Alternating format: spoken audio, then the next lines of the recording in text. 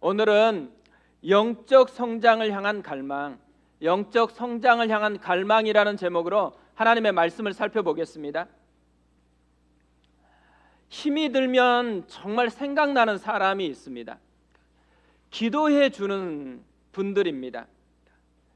예전에 너무 힘들어 가지고 친구하고 만나서 우리를 위해서 기도해 줄 것 같은 사람 이름을 쭉 적어본 적이 있습니다.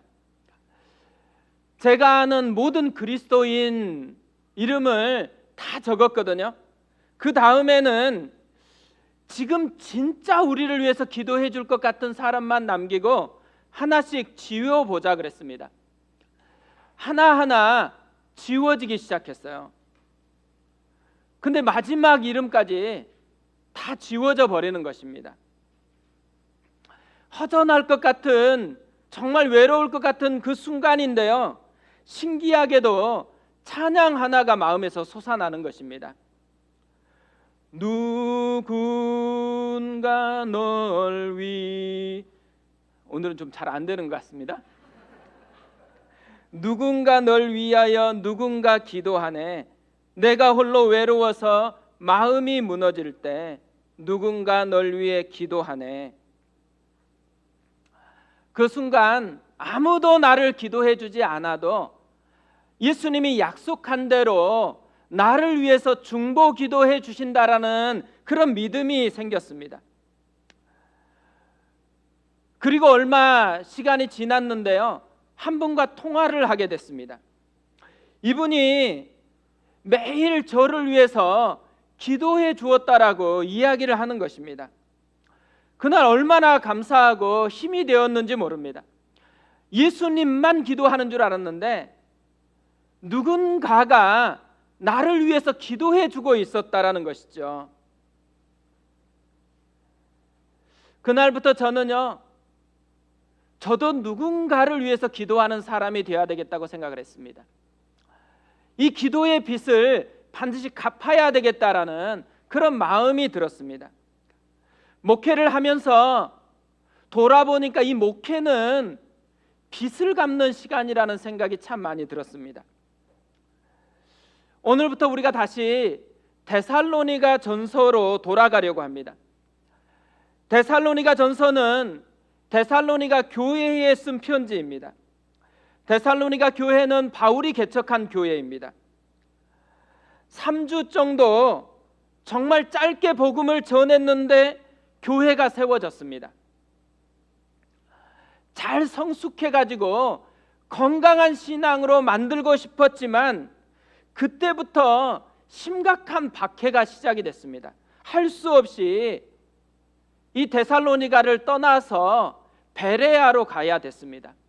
근데 이때 이 사람들이 얼마나 지독했냐면 베레아까지 쫓아와가지고 방해를 했습니다. 다시 아덴으로 이동을 해야만 했습니다. 짧은 기간에 들었던 그 복음으로 세워졌던 교회이기 때문에 바울이 생각해 볼 때 너무 연약한 어린아이 같은 교회인 것이죠. 바울은 끊임없이 다시 이 데살로니가로 돌아가 가지고 이 연약함을 좀 강건함으로 바꿔줬으면 좋겠다라는 마음을 계속 품고서 시도를 했지만 번번이 막히고 말았습니다. 오늘 말씀을 보면요, 이렇게 번번이 막히면서 바울 안에 쌓여 있었던 답답한 심정을 그대로 표현하는 말이 나옵니다. 참다 못하여. 2번이나 이 표현이 등장을 해요. 1절에 이렇게 되어 있습니다. 이러므로 우리가 참다 못하여 우리만 아덴에 머물기를 좋게 생각하고, 5절에도 또 이렇게 이야기합니다. 이러므로 나도 참다 못하여 너희 믿음을 알기 위하여 그를 보내었노니. 그러니까 참다 못했다라는 말은 무슨 말이겠어요? 보고 싶어도 여건이 안 되기 때문에 참고 또 참아왔는데 이제는 도저히 참을 수 없다라는 거예요. 이제는 이 감정을 억누를 수 없다라는 말인 거죠. 바울이 왜 이렇게 참지 못하고 있을까요? 바울의 마음에 데살로니가 교회의 영혼들이 가득하기 때문인 거죠. 데살로니가 교회의 영혼들을 영적으로 조금 더 강건하게, 조금 더 풍성하게 세워줘야 한다라는 이 갈망이 가득하기 때문인 거죠. 어린아이 신앙에 머물고 있는데 이것에서 청년 신앙으로 좀 바뀌기를 원하는 거예요. 이 청년 신앙에서 어른 신앙으로 좀 바뀌었으면 좋겠다라는 마음이 가득한 것이죠. 무엇을 갈망하느냐가요, 그분의 인격적인 수준을 이야기하는 거거든요. 바울은 지금 개척되었다라는 것에 만족하는 게 아니에요. 그 한 영혼이 정말 하나님의 부요함을 누리기를, 그러기 위해서 성장하기를 갈망하고 있다라는 것이죠. 저는 이 바울과 같은 목회자가 됐으면 좋겠다라는 생각이 참 많이 들었습니다. 그뿐만 아니고 우리 교회도 이런 바울과 같이 영혼을 향한 마음이 있는 그런 교회였으면 좋겠습니다. 우리 안에 한 영혼이 자라나는 데까지 온 마음이 쏠려 있는 그런 성도다, 그런 교회다. 그 얼마나 좋겠어요. 바울이 왜 이렇게 영적인 성장을 갈망하고 있을까요? 보이는 것이 있기 때문에 그런 것이죠.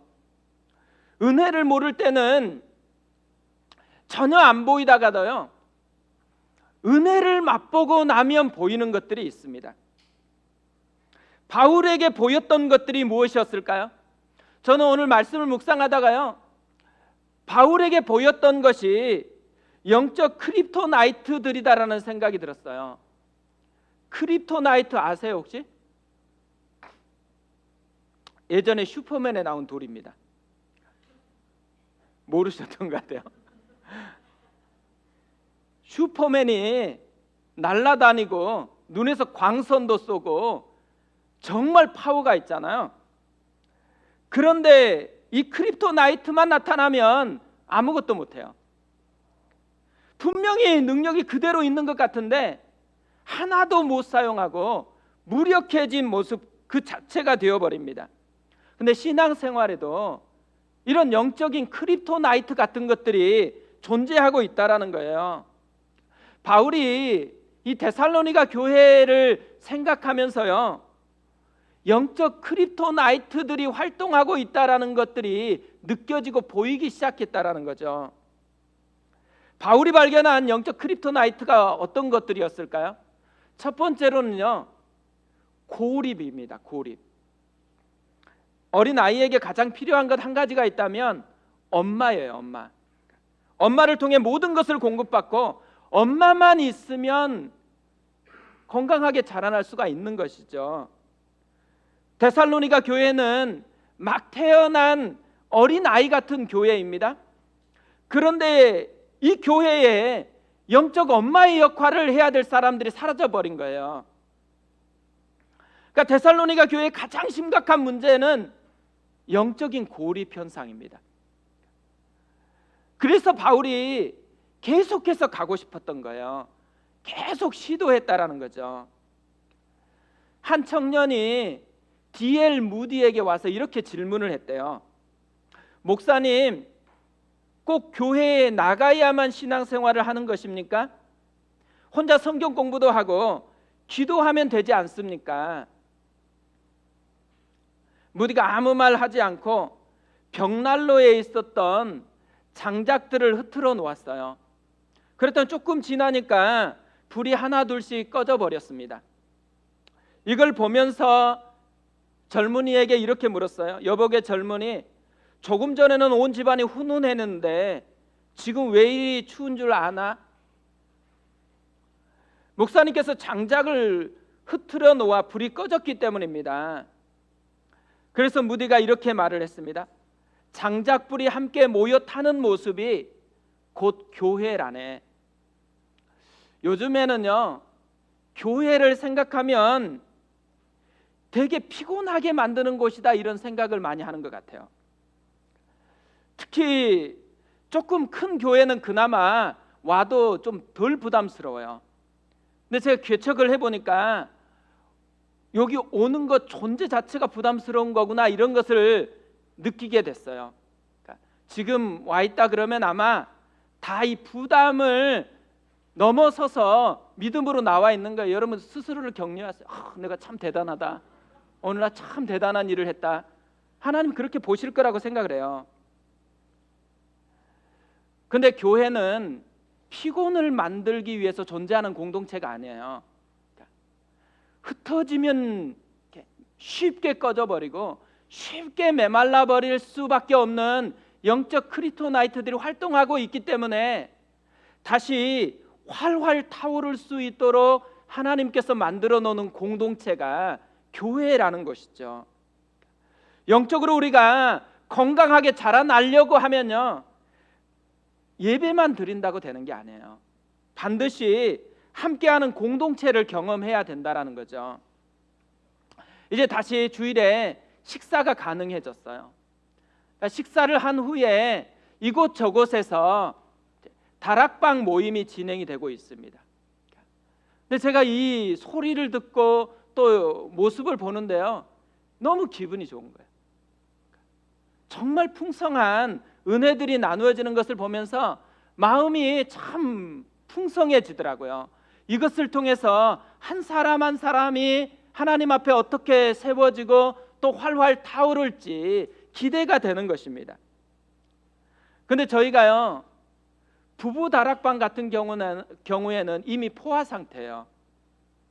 그래서 이제 다시 예전에 부부 다락방을 시작하기 전에 했었던 홈 빌더를 다시 시작하려고 합니다. 이후에 또 부부로 등록하고 이런 분들과 일단은 다락방이 형성되기 전에 홈 빌더를 통해서 가정도 좀 세워가면서 다락방을 준비하는 그런 모임을 좀 가지려고 하고 있거든요. 그래서 다락방에 소속되지 않은 분들은 좀 지원을 해주시면 감사하겠습니다. 그리스도인이 혼자 생활을 하는데 충만함을 누린다, 불가능한 일이라는 거예요. 프레드는 그래서 이렇게 말을 했습니다. 고립된 그리스도인은 마비된 그리스도인이다. 그러니까 제가 지난번에 이 인용을 했거든요. 근데 이 말이 굉장히 가슴에 와닿는 거예요. 고립된 그리스도인은 마비된 그리스도인이다. 그럼에도 불구하고요, 신앙생활을 할 때 고립이 필요할 때가 있어요. 그러니까 선택적 고립이 필요할 때가 있습니다. 예수님도 고립을 선택을 하셨어요. 왜 고립을 선택했을까요? 기도하기 위해서. 한적한 곳, 또 골방을 선택을 했습니다. 헨리 나우에는 영적 발돋움이라는 책에서 고립이 만든 외로움을 하나님 앞에 서는 고독으로 바꾸자고 도전을 해요. 그러면서 이렇게 이야기를 합니다. 외로움으로부터 도망가고 그것을 잊거나 부인하려고 하는 대신 그 외로움을 지켜서 생산성 있는 고독으로 바꾸어야 합니다. 외로움을 생산성 있는 고독으로 바꾼다고 할 때 생산성 있는 고독은 뭘 의미하는 거예요? 하나님 앞에 서는 것, 하나님을 바라보는 것, 하나님을 의지하는 것이라는 거죠. 고립이 만든 외로움을 하나님을 만나는 영적인 고독으로 바꿀 수만 있다면 고립이 영적 크립토나이트의 역할을 하는 것이 아니고 영적 발전소의 역할을 할 수도 있다라는 거예요. 그런데 그 외에는 고립을 선택해야 될 게 아니고 함께 하는 것을 추구해야 한다라는 것이죠. 두 번째로 바울이 발견한 영적 크립토나이트가 있어요. 고난입니다. 데살로니가 전서의 표현대로 하면 환난이에요. 3절에 이렇게 되어 있습니다. 아무도 이 여러 환난 중에 흔들리지 않게 하려 함이라. 우리가 이것을 위하여 세움 받은 줄을 너희가 친히 알리라. 바울이 지금 참다 못해서 데살로니가 교회로 가려고 했었던 굉장히 중요한 이유가 환난 때문이래요. 이 환난이 신앙을 흔들어 놓을 수 있기 때문이라는 거죠. 우리에게 뭘 도전하는 거예요? 환난을 우습게 생각하지 말라는 거예요. 우리가 간혹 굉장히 힘든 환난을 당하고 있는 분에게 너무 쉽게 조언할 때가 있거든요. 그러면 안 된다라는 의미인 거죠. 왜냐하면 수많은 믿음의 선배들도요, 이 환난으로 인해서 넘어지는 경우가 많았습니다. 믿음의 조상이었던 아브라함, 기근이라는 환난 때문에 넘어졌어요. 환난이 없을 때까지만 해도요, 멋지게 말씀대로 행했어요. 그뿐만 아니라 가는 곳마다 예배드리는 사람이 됐어요. 하지만 기근이라는 환난이 찾아오자마자 이 두 가지가 전혀 작동하지 않아요. 말씀대로가 사라지고 예배가 무너져 버렸습니다. 그리고 남은 게 뭐겠어요? 상황에 따라 움직이는 거예요. 그뿐만 아니라 아내를 누이라고 속이는 인간적인 술수만 지금 가득 역사하고 있는 것이죠. 우리에게 이런 환난이 없으면 좋겠지만 환난은 피할 수가 없다라는 거예요. 이걸 4절에서 이렇게 이야기합니다. 우리가 너희와 함께 있을 때에 장차받을 환난을 너희에게 미리 말하였는데 과연 그렇게 된 것을 너희가 아느니라. 환난을 이미 얘기했어요. 왜요? 그림자처럼 환난은 따라오니까. 근데 그대로 되었대요. 메시지 성경에서는 이 부분을 이렇게 번역을 했어요. 고난은 우리가 감당해야 할 소명의 일부입니다. 고난은 우리가 피하거나 싸울 게 아니고 이걸 소화해내야 되는 우리의 부름받은 사람의 일부래요. 고난 자체가 행복한 건 아니죠. 고난이 없으면 행복하고 고난이 있으면 불행할까요? 우리는 많이 이렇게 생각하거든요. 그런데 그렇지 않다라는 얘기예요. 우리의 행복은 고난이 있느냐 없느냐에 따라 결정되는 게 아닙니다. 고난 중에 믿음이 작동하느냐 작동하지 않느냐에 따라서 결정된다라는 거죠. 5절을 보면 이것을 우리에게 알려주고 있습니다. 바울이 환난 가운데 있는 데살로니가 교회 성도들에게 확인하고 싶었던 게 있어요. 이렇게 되어 있습니다. 이러므로 나도 참다 못하여 너희 믿음을 알기 위하여 그를 보내었노니. 너희의 믿음, 왜 믿음을 확인하려고 하고 싶겠어요? 행복이 고난의 유무에 의해서 결정되는 게 아니고 믿음의 유무에서 결정되기 때문인 것이죠. 믿음이 작동하고 있으면 고난도 이겨낼 수 있다라는 것이죠. 저는 이것을 우리 교회에서 굉장히 많이 경험을 했습니다. 최근에요, 한 분이 성도님들이 그렇게 아름다워 보인대요. 왜 아름다워 보일까요? 얘기를 들어보니까요, 환경은 하나도 바뀐 게 없어요. 굉장히 힘들어요. 하지만 자신 안에 믿음이 작동하기 시작한 거예요. 그러다 보니까 보이는 게 다 달라졌다라는 것이죠. 고난 중에 믿음이 작동하지 않으면 흔들릴 것밖에 없어요. 힘들어요. 하지만 믿음이 작동하기 시작되면 고난을 넘어서는 놀라운 변화가 일어난다라는 거죠. 이것을 알고 있었기 때문에 바울은 지금 믿음이 있는지 없는지를 알아보려고 애쓰고 있다라는 거죠. 세 번째로 바울이 소개하는 영적 크립토나이트가 있다면 유혹입니다. 유혹. 5절 후반절에 이렇게 되어 있습니다. 이는 혹 시험하는 자가 너희를 시험하여 우리 수고를 헛되게 할까 함이니. 바울은 영적인 감각이 뛰어난 분이시잖아요. 이 바울이 영적인 감각으로 느끼고 있는 게 있어요. 시험하는 자가 활동하고 있다라는 거죠. 시험하는 자가 누구겠어요? 사탄, 마귀인 거죠. 사탄이 에덴 동산에서만 활동하고 끝마친 거 아니에요. 사탄이 예수님이 금식할 때 광야에서만 활동한 게 아닙니다. 사탄은 지금도 계속해서 활동을 하고 있어요. 그런데 사탄의 주요 타겟이 누굴까요? 너희를 시험하사. 교회, 성도들, 우리들을 타겟으로 삼고 있다라는 거죠. 마귀가 왜 이렇게 열심히 우리를 타겟으로 삼아서 시험을 하고 있을까요? 바울은 자기가 수고한 것을 헛되게 하려고 그렇게 수고하고 있다라고 이야기합니다. 바울이 수고해서 만들어 놓은 게 뭐겠어요? 영적인 성숙, 하나님 나라를 부요하게 누리는 삶인 거죠. 예수님은 요한복음 10장 10절에서 이렇게 말씀하셨어요. 도적이 오는 것은 도둑질하고 죽이고 멸망시키려는 것뿐이요, 내가 온 것은 양으로 생명을 얻게 하고 더 풍성히 얻게 하려는 것이라. 뭘 우리에게 알려주고 있어요? 마귀가 하는 짓, 우리가 누릴 것을 바꾸려고 애쓰는 거라는 거예요. 원래 우리가 누릴 게 뭐예요? 생명을 얻는 것. 그 생명이 더 풍성하게 누려지는 것이죠. 하나님이 예비하신 풍성한 삶을 누리는 거예요. 하지만 도둑이 마귀처럼 와서 하는 게 뭐예요? 생명이 아니라 죽음으로 바꿔놓는 것, 풍성한 삶이 아니라 망하는 삶을 맛보게 하는 거라는 거죠.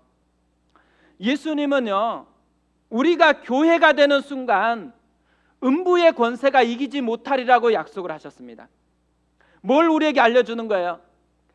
마귀가 직접 교회인 우리를 무너뜨릴 수는 없다라는 거예요. 하지만 우리 스스로가 무너지게 할 수는 있는 거예요. 그래서 마귀가 유혹하는 것이죠. 우리 스스로 무너지라고. 우리의 관심을 빼앗아 가지고 엉뚱한 것에 에너지를 낭비하게 해버리는 거예요. 그러면 우리가 맛보는 게 뭐죠? 그 엉뚱한 것이 만들어내는 그것만 맛보는 삶이 되어버린다라는 것이죠. 저는 바울이요, 이 데살로니가 교회를 염려하면서 이렇게 지금 편지를 쓰고 있잖아요. 이걸 보면서 깨달은 게 있어요. 성장하지 않으면 맛보는 것이 달라져 버린다라는 거예요. 성장하지 못했을 때 경험하는 게 뭐라고 얘기해요?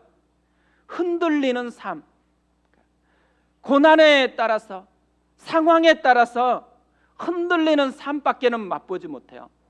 말씀을 따라서 견고한 삶이 아니에요. 또 하나, 무너지는 삶. 이미 하나님이 예비해 놓은 것이 풍성함에도 불구하고 유혹 때문에 하나님이 예비한 것은 누리지 못하고 엉뚱한 것만 맛보면서 무너지는 삶을 경험하게 된다라는 거죠. 이런 삶이 얼마나 안타깝겠어요. 그래서 바울은 참다 못해서 영적인 성장을 돕기 위해서 한 가지를 결정을 했어요. 디모데를 보내는 것이었습니다. 2절에 이렇게 되어 있습니다. 우리 형제 곧 그리스도의 복음을 전하는 하나님의 일꾼인 디모데를 보내노니 이는 너희를 굳건하게 하고 너희 믿음에 대하여 위로함으로. 디모데가 어떤 사람이라고 얘기해요? 우리 형제. 한 가지로 예수 그리스도에 대한 신앙 고백을 하는 사람이잖아요. 또 하나, 하나님의 일꾼, 하나님의 동역자래요. 그런데 어떤 일을 하는 동역자예요? 상담을 해주거나 구제하는 동역자가 아니고 그리스도의 복음을 전하는 동역자입니다. 바울이 왜 디모데를 보냈을까요? 바울이 안 거죠. 한 영혼을 건강하게 세우기 위해서 반드시 필요한 게 뭔지, 메시지가 아니고 사람이라는 거예요. 사람. 그리스도의 복음을 보여줄 사람이 필요하다라는 거죠.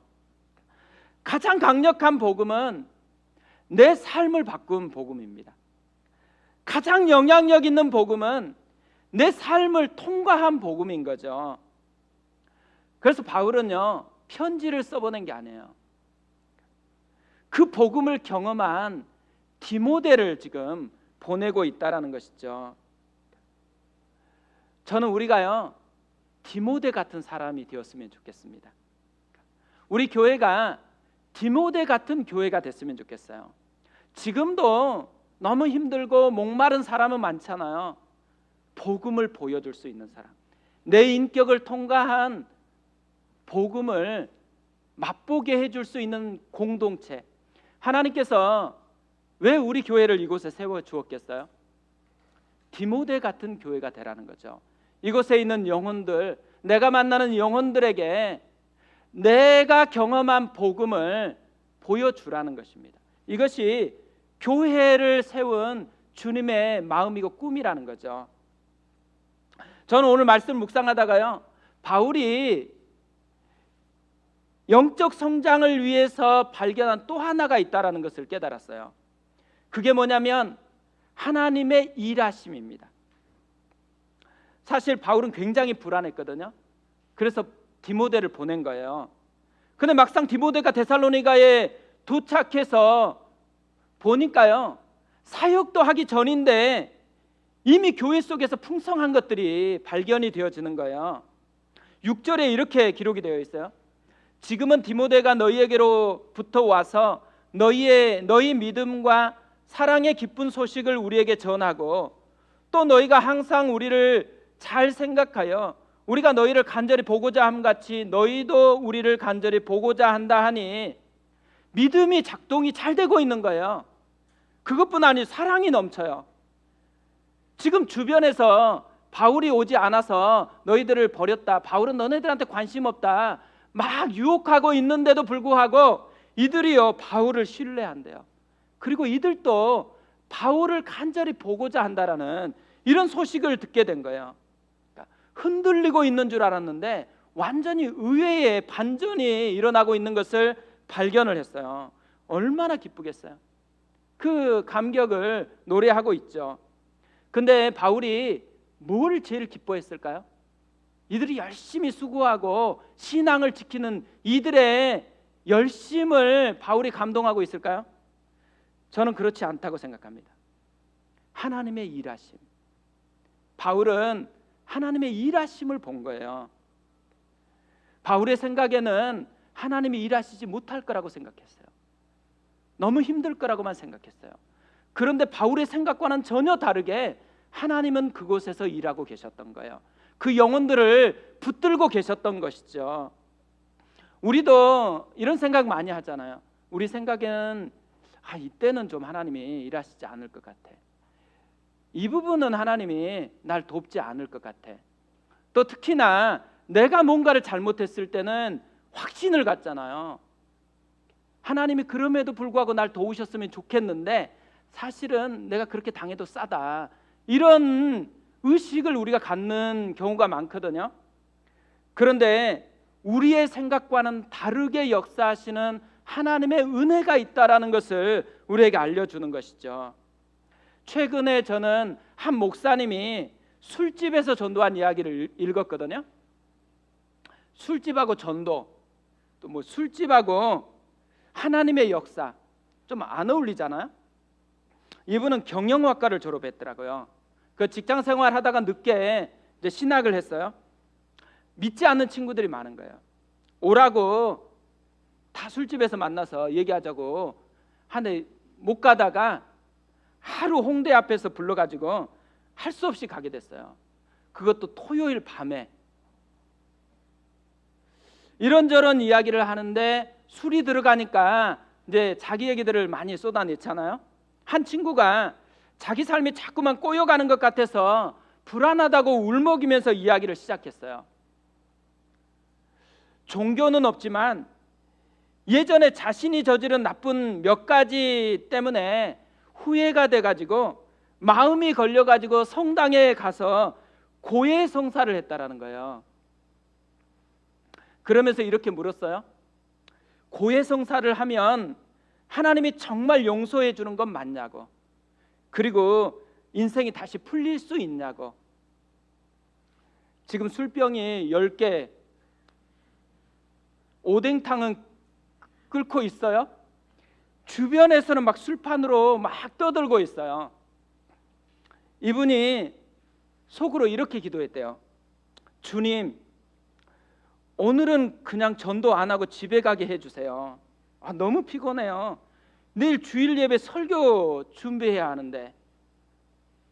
그런데 이 친구 옆에 있는 취업 준비하고 있는 다른 친구가요, 그게 너무 궁금해가지고 자기 대답을 기다리고 바라보고 있는 거예요. 할 수 없이 복음을 본격적으로 전하기 시작했어요. 우리는 죄인이다. 예수님이 십자가에 우리 죄를 대신해서 죽으셨다. 믿으면 구원받는다. 용서받지 못할 죄는 없다. 남에게 말할 필요 없다. 예수님께 고백하면 된다. 죄를 지어도 너의 삶을 용서하시고 인도해 주신다. 이 얘기를 근데 친구들한테 많이 했대요. 그래서 겉도는 것 같아서 한 가지 질문을 던지면서 다시 본격적으로 이제 복음을 전하기 시작했어요. 내가 말한 것을 이해했는지 한 가지 질문을 던져볼게. 내가 한 말이 정확히 맞는지 틀린지 OX로 대답해봐. 회개하면 예수님은 나를 용서해 주신다. 이 말이 정확히 맞는지 틀린지 말해봐. 친구들이 맞는 거 아니야?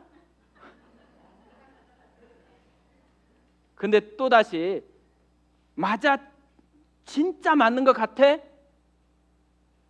두 번 질문하니까 이제 수그러들잖아요. 자신이 없어졌어요. 그래서 이렇게 한마디 했습니다. 잘 생각해봐. 너희들이 아직 예수님을 안 믿잖아. 그럼 이론적으로 아직 회개를 안 한 거잖아. 그런데 너희들이 회개하기 전에 예수님이 이미 십자가에 돌아가셨단 말이야.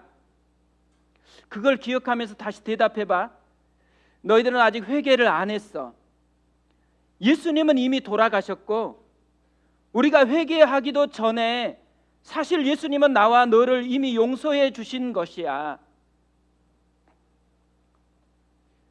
갑자기 이 테이블만 조용해지고 나머지 테이블은 그대로 왁자지껄 하고 있었어요.